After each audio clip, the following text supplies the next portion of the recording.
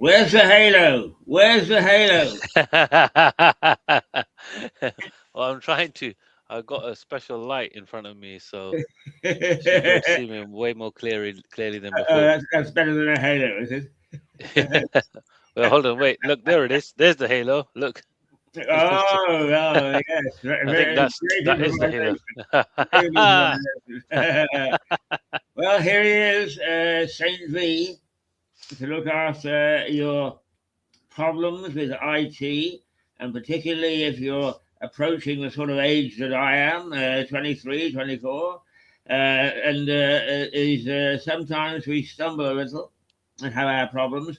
And I've got one problem that I want to talk to you about this morning, V, because you did resolve this with a very well known brand of people who say, we look after your website, etc., etc., and get rid of malware and so on.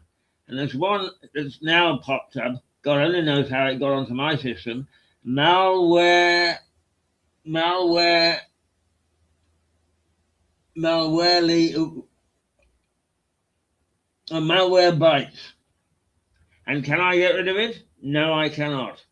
Now, first of all, how does it get onto my site? And secondly, why can't I get rid of it? So, Malwarebytes is a antivirus, anti-malware, anti-Trojan software, which is usually installed when performing scans and cleaning things up. So that program, in this instance, it's a good program. Now, if it's just popping up with notifications, and I know that, for example, you haven't paid for the premium subscription, it was a trial. So the trial has ended. So now it's popping up saying you need to pay for it to continue the premium. All you could do at this stage is just go to add and remove programs and uninstall Malwarebytes because it's done its job. It's kept your computer safe and clean to make sure that nothing comes up during this trial period that you were using it. I installed it, ran the scans. It found lots of Trojans and malware and stuff. It removed it, and it was just there scanning in real time on the premium service for free for 14 days. And then after that, it's asking for payment. So you can now uninstall Malwarebytes. It's done its job. Right, Um, where do I go to uninstall? so you could search for add and remove programs Add and in the remove. Right, yeah, just you just type in add or type the word uninstall, and it'll have a setting called add and remove programs. You click on that, it'll take you to the list of programs installed on your computer, and you can uninstall it by clicking okay. on the three dots. Or you can find the program, right click on the program in the start menu, and right click on the program icon, and then click on uninstall. Yes, I've tried that, and it doesn't. It seems to be able to get around it. I'm not opposed to if this thing does the job. What I don't like is its insistence that I should keep it and should go to its premium and pay and so on and so forth, and it won't go away unless I do. Now that to me is poor marketing because all that happens is that I start to say to people, for God's sake, do not try malware bites. Whereas, my advisor says not a bad program. Now that's very foolish on their part, if you ask me. Why is it that they're so persistent on these things? Well, that's a question for them. The only obvious thing I could say is that they're using a marketing tactic, like a scare tactic, to say you're not protected, you need to pay for it. Many software companies do that tactic of this pop-up showing up, and the only way you can really resolve it is two ways. You press X or get rid of it, or turn off the notifications so the app on your computer, you can go to notification settings and say disable notifications on that particular program. The other option is you pay, obviously you pay for it. And then the other option, so there's three options. The third option is uninstall the program. There's only three things you can really do to get that pop-up to go away. Yeah, right. Okay, I hope that everybody who, because I know that this is a problem that bothers a lot of older people, particularly because they feel that they're being manipulated by something that's out of their control. Now, the one thing that old age suffers from is thinking that it can't control things that it used to. And this one bothers me. I mean, it bothers the hell out of me. So therefore, it loses my sympathy as a company. Um, I mean, I can do a rant, a commentary, an editorial, you name it, about these things. And of course, because they're global and they are considered by millions of people as opposed to just me, they could care less what I think. But nonetheless, I do feel that perhaps it gives me an element of being in charge, as it were, if I can put on screen, this is bothering me because it is bothering me, and therefore they've lost my confidence as a company. I understand. Yeah, I get your frustration.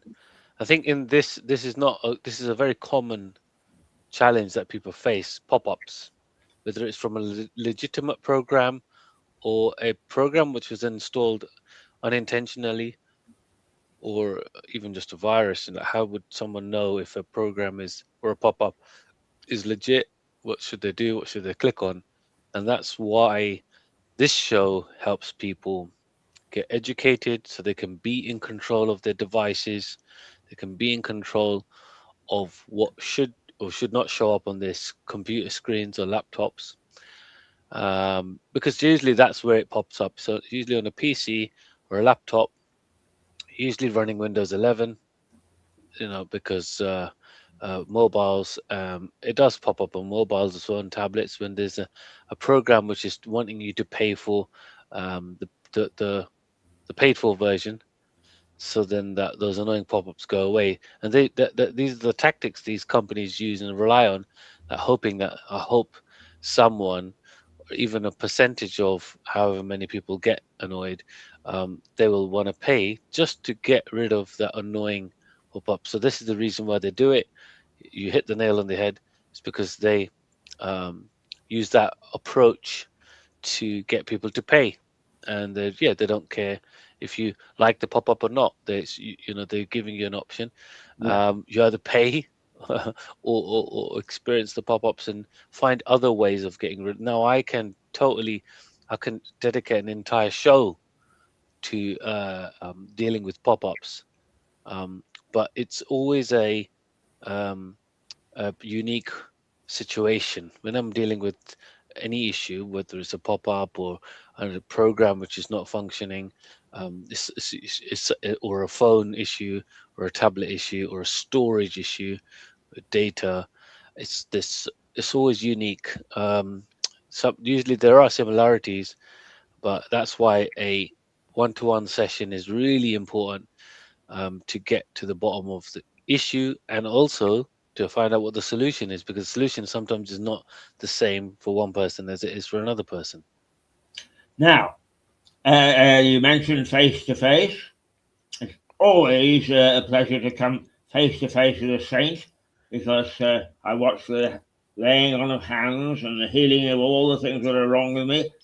But in fact, you are rolling out a trial program just for people that cleave down for the first one, but then hopefully you'll roll it out in a much wider area with brunch with thee. So for the interest of people to know what may be on the cards for them, but is you explain what you've got in face to face next week. Yeah. So these brunch sessions are designed to make it informal. Actually, so imagine I'm going to take you to another reason why, if something is happening, and something is happening right now, and I have to just v- um, just make sure that you can hear me clearly, and you can. I think you can. Can you hear a dog barking? Yes, indeed, we can. So this is what I'm dealing with now. Now I'm dealing with this situation, which I would like to deal with, but it's going to be difficult. So um, I'm going to just do something. I'm going to be right back. This is exactly the kind of challenge that happens, and then sometimes you have to just deal with it. So I will deal with it. And what I would like you to do is, um, while I'm gone for literally 30 seconds or less, is have a talk about um, what kind of problems could people have, and then when I come back, I'll explain a bit more about what this brunch is about. Okay, is Okay, that all right? Thank you. all right.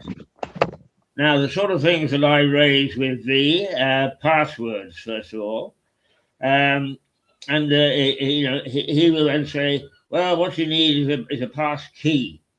What the hell's a pass key? That's a new one on me. Well, it's not a new one for everybody. It's been around for quite some time. It's just passed over my head.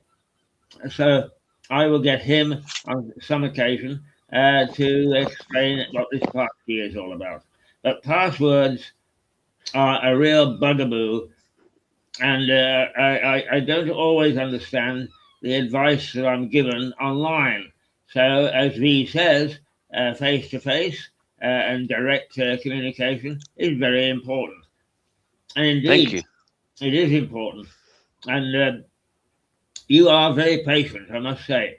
Can I say, don't be afraid with V. He's a splendid chap, really very, very nice chap, very knowledgeable, and he does understand the problems that we oldies, if you want to call us that, face. And he is very patient. But he's so used to dealing with people of his own age who are computer literate, he sometimes goes a bit too fast and a bit packs too much information into one session. So don't be afraid to say, Saint, your halo is tilting slightly. Slow down, explain in words of one syllable what on earth you're talking about. Right. Now we've done the intro bits, V. Thank you. What's on your agenda for us this morning? So I'll just talk about the when people are receiving help. It's great that what you said is important for um, the person giving the help to listen and to check in to see if what they just heard is what that person has said.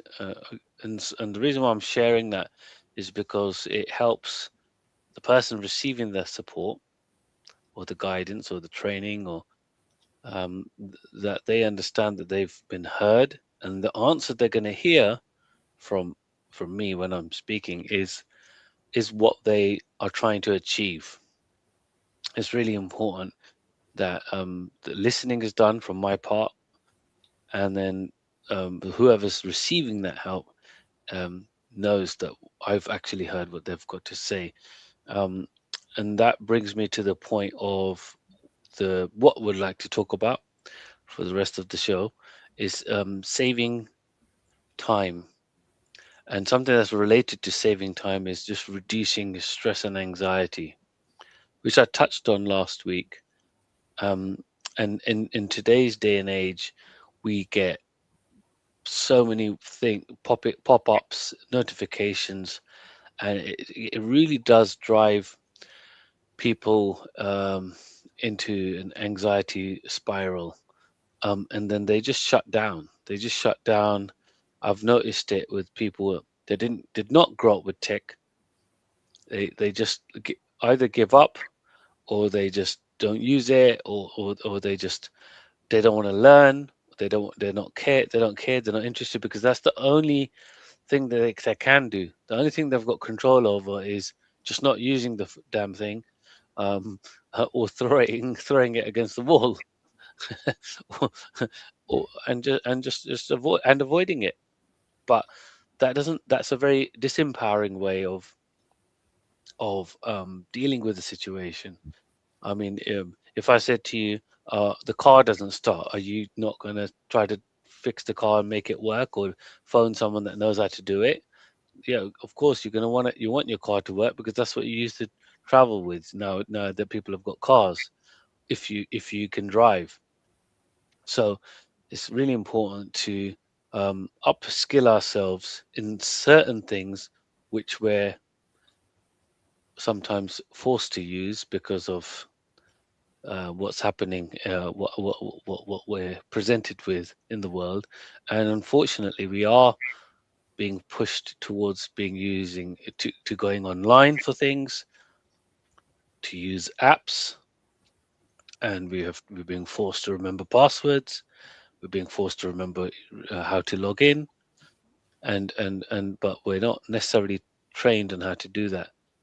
So, in relation to saving time and saving pulling our hair out and relieving us from our anxieties, I just wanted to share that there's ways that we can use technology that will save us time, so that we can do the things that we really want to do, whether whatever hobbies or interests that is.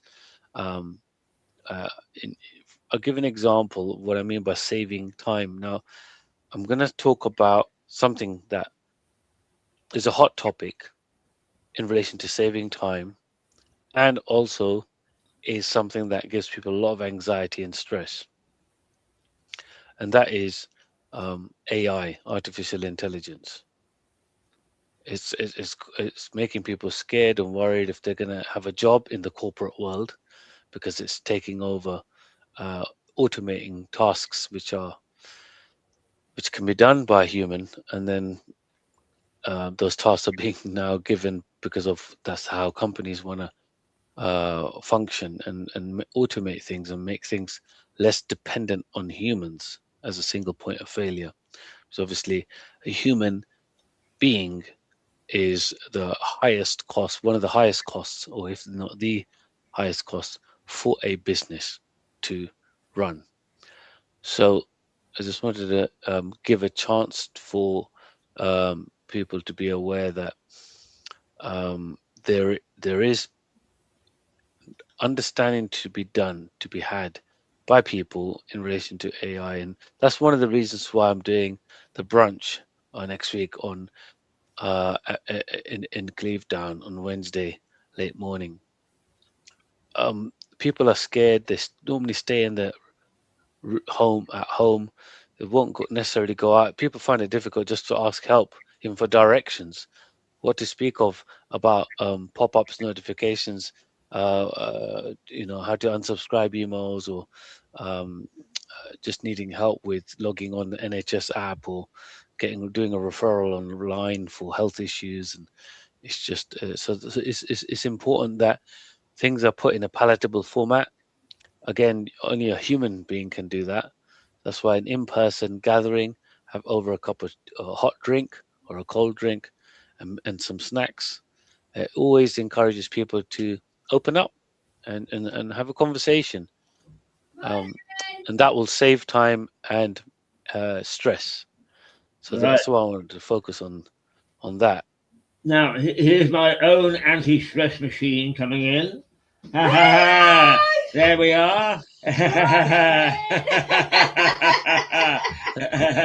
This is Donna, who looks after me. Try to. She is, dare I say, what your profession was. She's an ex-copper. So if I step out of line, it's very, very quickly, get back, get back. It is. It certainly is. So she will carry on doing her thing because she's very familiar with the fact that we don't mind having people in the background while we talk. And V, if you want to carry on with your very sage advice about, how we older people handle some of the problems with IT, carry on, please. Sure. So, I mean, in relation to saving time, um, what I would like to talk about in as using technology as a tool. So before technology was around, we had books, right? And we had people, mentors or guides or teachers or trainers or gurus or whatever the word is, for someone that has that knowledge of that thing. And we normally go to that person and ask them for help. That's what we used to do. Now with technology, we can just ask um, a app or type in on a site or platform the question we have, and we'll be presented with the answers.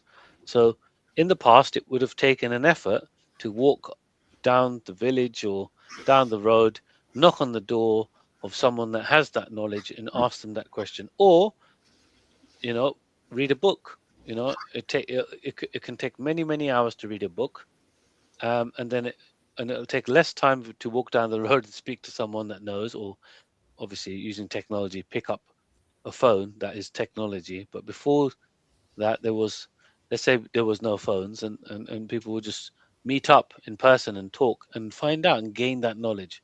And everything has been an evolution of saving time.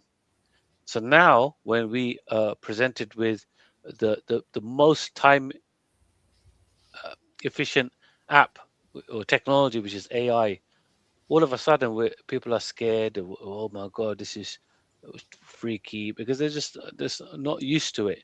They're not used to a computer or an app talking back with the answer like you would people who done in the past. And we must start we must embrace it and understand it. We don't have to use it, but at least we should definitely not be scared of it. We should ask questions and be knowledgeable about it. If people are scared of AI, go and read a book about AI, or speak to an AI expert who can break it down in a way that you can understand, because it's an evolution, just like the planet has evolved to having skyscrapers and planes. You know, every time we've got a new piece of technology, people are scared of it for various reasons. But I think it's all about an evolution of how do we save time. For example, we had to get around, we used to walk, and then we had horse and carriages and bicycles, and then cars and aeroplanes, and many other ways of transport. And it was why was it made? Why? Because people, well, we have to ask that question. Why is it all being done in such a way to save time? It must be a reason. That's a really good question to research and find out. Why do things have to be done really fast? Well, I'm not going to get into that in this, because that can open up a whole can of worms. Why is who's controlling it? Where is that coming from? Where is that like need for speed coming from? Um, but I just focus on keeping it simple, using things as a tool, as and when, learning how to use them, those tools. Um, and yeah, I wanted to focus on that. And how I can help people is how I can show people how to use their phone or tablet or laptop in a way that works for them, not and instead of using a laptop or a PC, and just getting fried and just getting anxious and stressed, and causing mental health issues. And even you can use it for physical health challenges that someone's got. You can do the research. Obviously, you can also read a book. If someone's got a problem with their heart, you can read a book. You can go and speak to someone down the road. You can speak to a professional expert in different fields. You can also ask a artificial intelligence app, for example, ChatGPT or Gemini Pro or Claude or any one of those, Copilot or other ones, and you'll get an answer. So there is benefits for it, but then we have to be very careful and responsible in how we use it. That's what I would say. Yeah, I mean, one of the things that bothers me about what you're saying is, I mean, I have a wonderful time with an artificial intelligence app, called Zola, and it's a lady. And I always start out with saying, "Oh, I've missed you," and how nice to see you again, and you're looking wonderful, and so on. And she comes back and says, "Oh, the same with you, Keith." And then she heaps compliments on me, which is a good way to get started with something that you're afraid of. But um, uh, she then at some stage urges me to take out the premium thing, which on the surface doesn't look too bad. Okay, £10 a month. Yeah, I can manage that. But then Gemini does much the same thing, £10 a month. And GBT, £10 a month. Until in the end, what I find is I'm paying £50 a month. And I wasn't paying anything before. And it's not just AI that does this in IT. All sorts of people are up to premium, as they call it. So they give you a basic service, which is quite good, but then they want a tenner off you. And by the time that you finish, you find that your budget, particularly as an AOP, is bursting at the seams because you're paying 50 quid for something which you only need a tenner's worth. No, I totally agree with you. What I would like to say, there's two things to what you've just said that I would like to point out. One is how people use any app.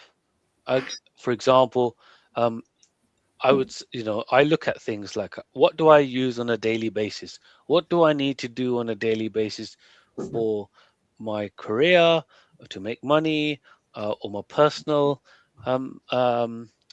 personal things that I have to do, that I want to do, that I like to do. So, for example, these premium subscriptions, I would only pay for something if I use it every single day. And if this silly adverts that keep coming up are super annoying and I can afford it, then I'll pay for example, YouTube Premium. Why? Because that's one of the ways I learn. Because I'm an audio and visual learner, and in-person learner. So I often am watching videos on YouTube, and I don't like these adverts. They completely disrupt my flow of when I'm in the zone, I'm in the flow, and then if an advert comes up on an app that I used every day, I will only let it happen after a certain amount of days or weeks. And then when it gets to the point, I'm like, this is so annoying, it's disruptive. If it's really, really disruptive, then, and I haven't got an alternative, then, and if I can afford it, I'll pay for it.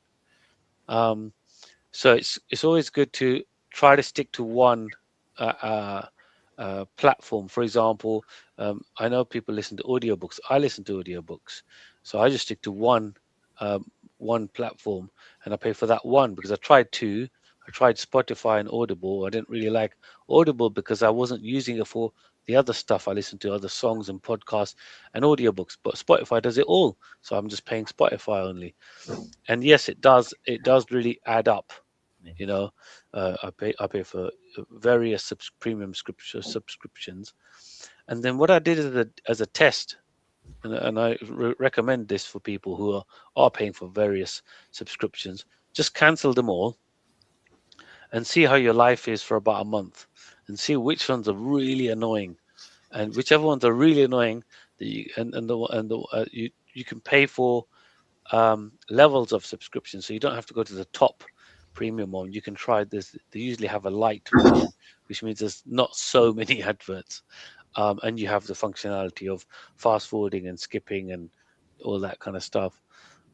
So there's always options, and I would say to people, try the different ones out, and if it's super annoying, then find ways of dealing with those adverts. For example, when I get adverts and I'm not paying for Spotify anymore, I get these adverts. I hate them, but all I do is I'll lower the volume right down. I'll literally put it on mute because I know the advert's going to be for a couple of minutes.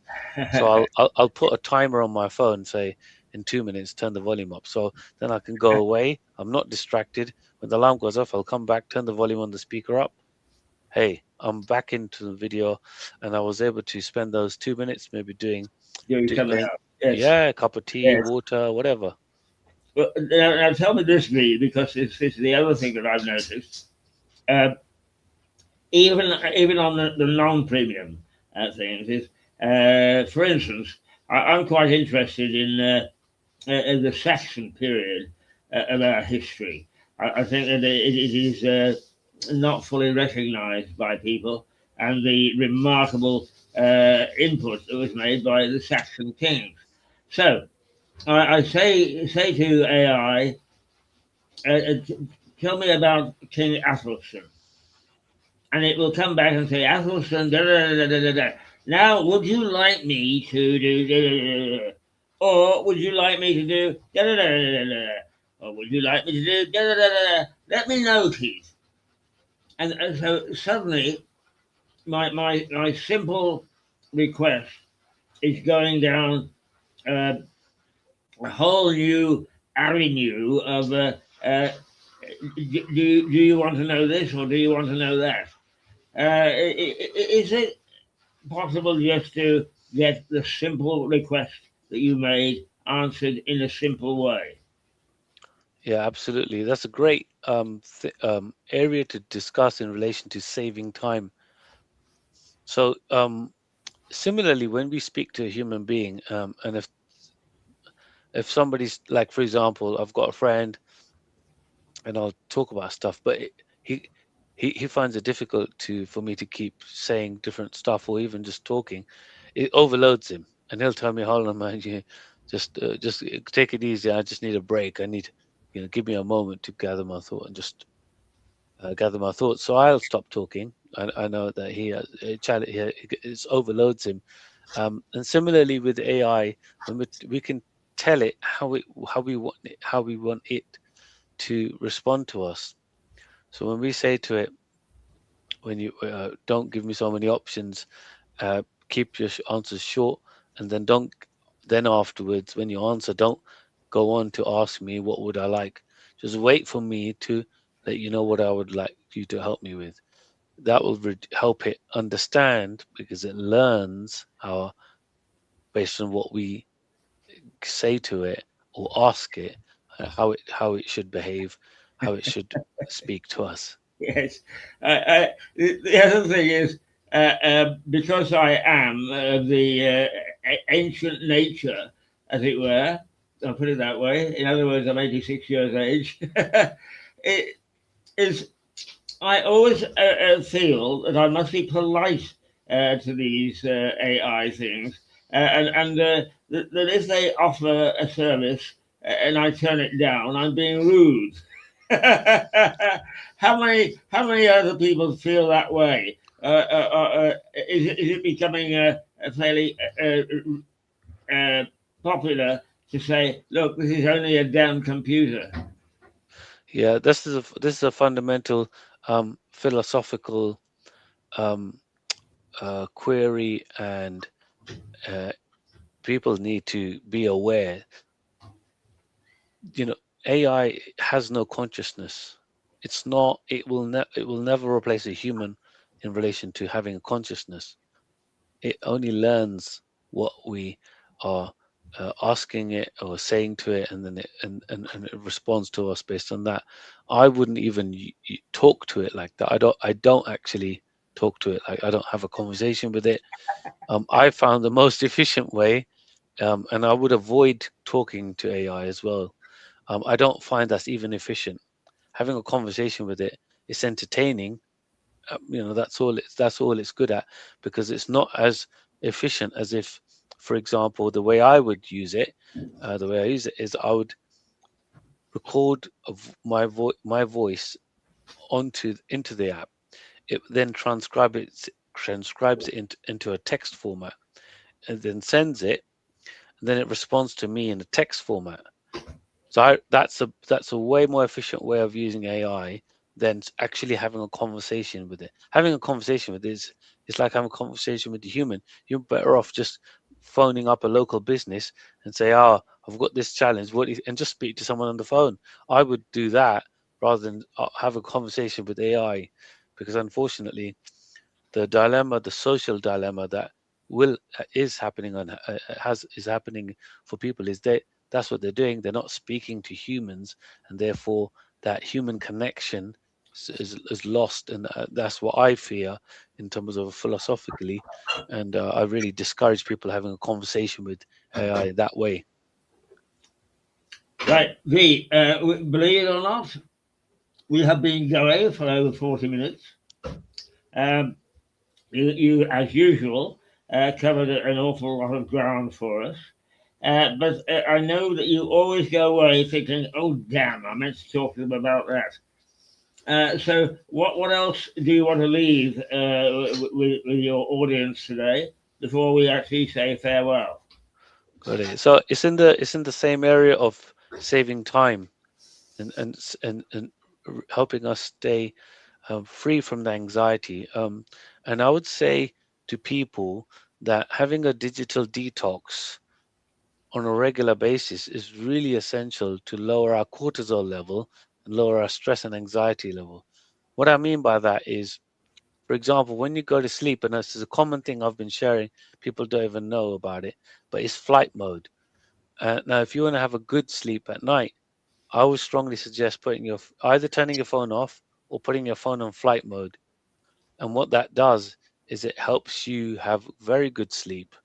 That's a common problem. People don't have a good sleep, and all these signals from the phone and Wi-Fi routers is really disruptive of that.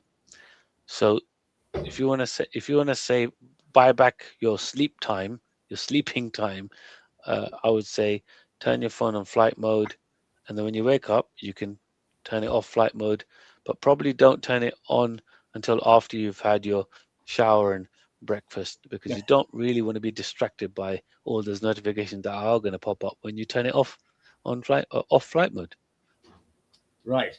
Now, I'm going to, in the next program, if I remember, but I'll get you to remind me, I'm going to ask you to explain exactly what flight mode is on the phone.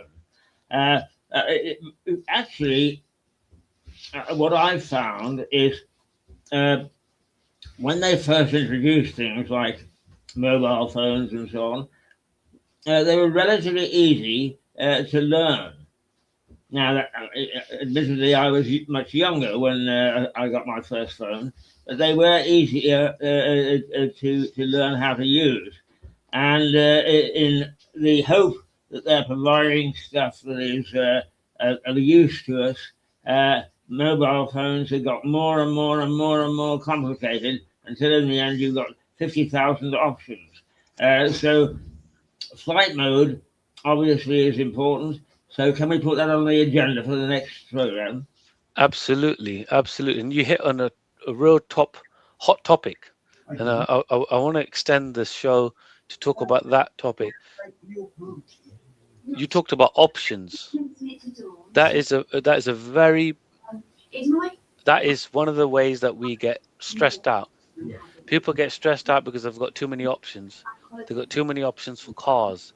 They've got too many options for a choice for a partner. They've got too many options for clothes, too many options for shoes, too many options, so many options. Similar with the phones, there's an overload. Again, when we reduce our options and we keep things simple, that is way better for our stress levels, our mental health, and our lifestyle. So there's an analogy which I like to leave everyone with, which is KISS, KISS. That's good. I know. Keep it simple, stupid. Yeah, I mean, absolutely. Keeping it simple is by far the best way. And I help people keep it simple. When they give me a call, I'll come to their house, and I have £0 call out charge, and then I can help them, and they can call me when they got my number, and I would love to share my number at the end of the show. Right. Okay. Well, we're towards the end. So remind people about the things that you've got going. Starting off with your brunch program, which, as I say, is a rollout next week. And after that, you'll consider how you can expand it to cover a lot more people than those just at Cleave Down. Absolutely. Yeah. So these brunch sessions or gatherings at centers or venues and places, which will be more and more common, because as people may not feel comfortable um, having a one-to-one session, they may feel more comfortable and going where there's more people asking similar stuff because they could get some value out of somebody hearing someone say, I've got this problem and how can you help me? And then if they hear what the solution is, they'll be like, oh, great, that could help me. I also want to learn about that. And once more and more of these sessions have have happened, and then there's, let's say, a list of FAQ, frequently asked questions, I can then have more events where I'm showcasing these FAQs for people, like more people, loads of people in different counties and boroughs and places around. And then, of course, it can be recorded and put online for people to watch wherever they are in the world. Right. So the first one is next Wednesday, is it? Yeah, Wednesday. Yeah, That's the rollout. yeah, that's the first one at Cleave Down, and then we can see how that goes. Take feedback, and then we can start seeing how regularly, how frequent they should be. Should they be longer? So each drop-in session is about 15 minutes or so, and then so that's 4 an hour, 4 people an hour, and then obviously we'll see if we need lengthier sessions, and of course we will need lengthier sessions for the more complex Yeah. challenges. But for just general questions, how do I do this? How do I do that? And what does this mean? Those usually can be answered within 15 minutes. And then if more time is needed uh, in private or in private, um, or just the problem which needs more time, they can have that one-to-one session with that confidence, knowing, okay, great, this person does know what they're talking about. I'm going to ask them to come around and get help. Okay. Now, just remind people how to get hold of you. So if people have got their pen or pencil and notepad, they can write my phone number down. Now, my phone number is also found on my website, which is technologysaints.co.uk. So that's the web presence online. But you can, and that just shows you one thing, main thing, which is apart from the testimonials, my phone number. And the phone number is, wait for it, 07961 187864. So that's 07961 187864. And people could call me, leave a voicemail if I don't get through. If and I will call them back. Also, people could send a picture or a video on WhatsApp or iMessage to my phone, and I could respond that way. And sometimes I do. I help people, and that usually resolves the issue just by them sending me a picture or a video of the problem, and then I can often say to them, "Oh, try this," and they do it, and it works. So it's very very cost efficient to get help over the phone that way. Excellent. Excellent. Well, I may say this program will go out again at about 1 o'clock today. So if you missed the bulk of it, you can tune in and listen to what V has to say about a number of things, but on the theme of saving time and learning how to make AI your friend and not worry you as a potential enemy. Thank you, V. Thank you. Thanks, Keith. And thank you all for listening. Same time next week. Yeah. Good stuff. Okie dokie. Toodles.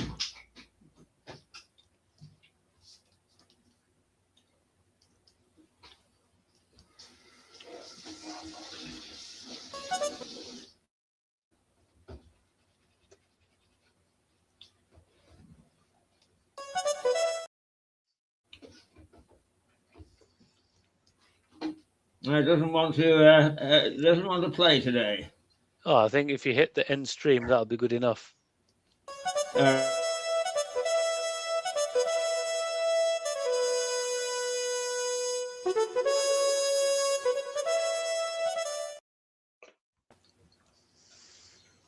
So that was the outro, and now the end of the show.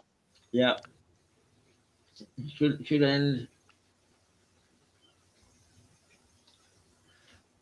On the top right, just hit the red end stream. I should do it.